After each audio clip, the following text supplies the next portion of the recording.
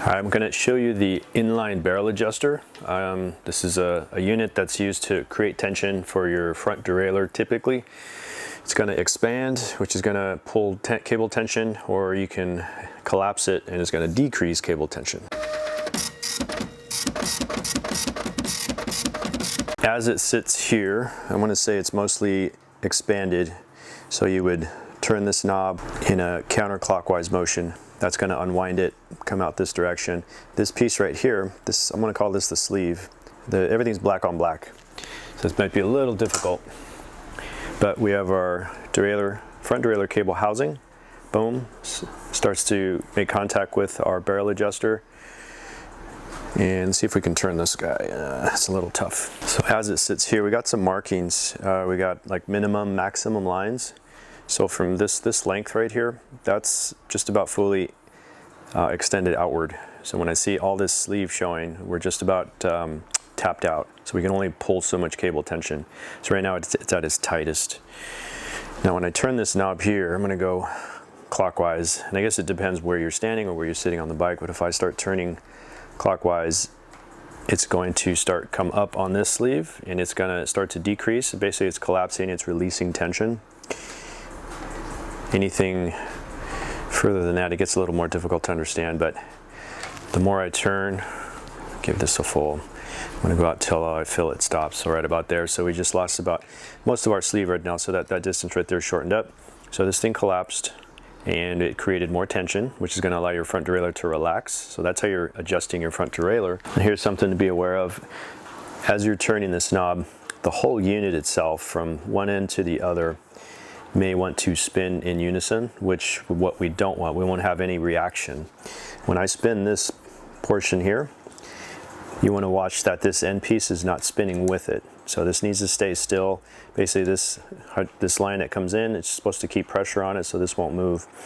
If it's continually spinning with your fingers, then you'll have no reaction, and that would be your sign that nothing happened. So you may have to try and pinch this end here as you're spinning just to hold it still while it breaks free.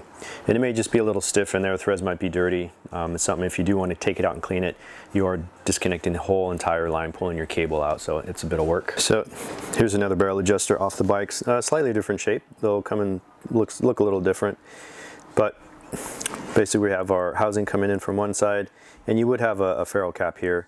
If it doesn't fit, your ferrule cap doesn't want to fit inside, then it's saying it doesn't need it, so you can just run it without it. Put one goat here, and the other one goes over here. And that's what we're looking at when it's on your bike there. So just to break this guy down a bit, we're going to take this apart. So this end piece here, if I hold this end and then I'm going to hold this end, so we have two different pieces here. This finger is going to hold this stationary, and I'm going to start spinning. So I'm opening. So notice we're not seeing any expansion. Oh, there it goes. So we are getting some expansion. So once this comes loose, I can get better fingers on it. I can take this apart completely.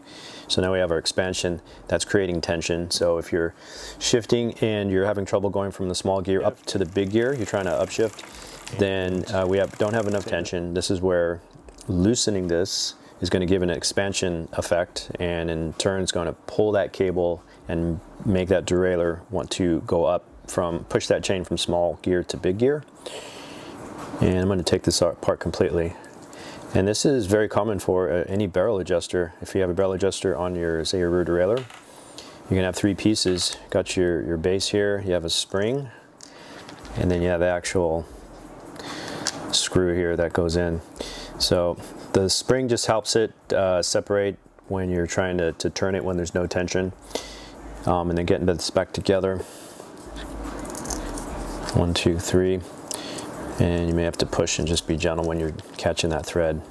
So then you can see basically how much thread you have, to the point where as you're opening it up, at some point it's going to want to stop, or it's going to disconnect completely, which can happen on your bike. That can happen on a rear derailleur or on a shifter. If you have one of these, basically same thing, barrel adjuster. This is an inline barrel adjuster.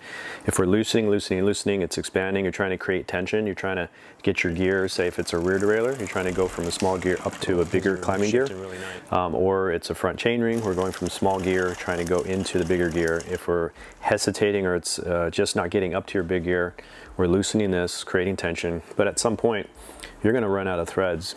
And basically what happened is this guy gets disconnected. Now we have two pieces, but you'll never know it came disconnected because our cable's running through it, keeping tension on everything. So it's just going to sit there, not letting you know what just happened. So what a sign could be is you're turning. If you got 10, 15 revolutions, definitely surpass the thread amount, and you have no reaction, then most likely this got disconnected. You're going to have to reconnect this, screw this back in. Either screwing it back in all the way if your bike calls for a lot of tension, or you're screwing in halfway so you can adjust it either direction. And then you're gonna have to reset your cable pinch bolt at your front or rear derailleur.